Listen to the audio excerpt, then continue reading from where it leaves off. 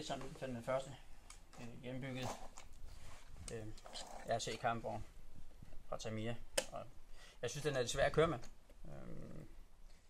Men det skal man øve sig på. Det er min første køretur, så jeg beklager mine små kørefejl. Den har været okay at samle, og jeg synes egentlig, at den er helt klart af pengene værd. Men en ting er sikkert, det er at få Tabas anlæg.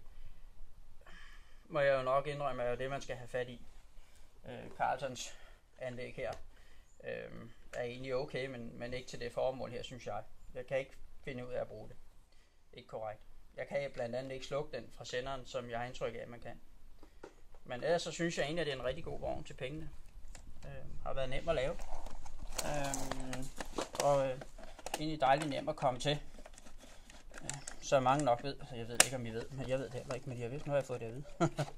At man simpelthen har det hele liggende her nede i, og man kan også køre på LiPo batterier, som jeg har. Jeg har ikke prøvet det endnu, da det er helt nyt for mig. Ret spændende at bygge og hyggeligt. Det har ikke taget mig ret lang tid, men jeg har haft det spændende med det. Okay, fint nok.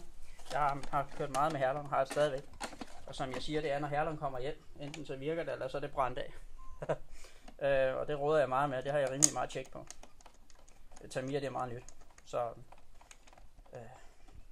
og så er den så malet med det her maling fra,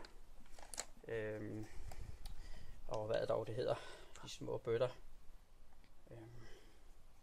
Det er også lige meget, det er sådan nogle små bøtter fra jeg kan ikke huske, om de hedder noget med, er det Carlsen, eller hvad fanden er, hvad er der, de hedder. Det er lige meget. Jeg kan ikke huske. Håndbold, der var den. Det er ikke så godt til sådan noget her. Det skulle have været sprøjtet på. Det var det, jeg havde. Og hej hej.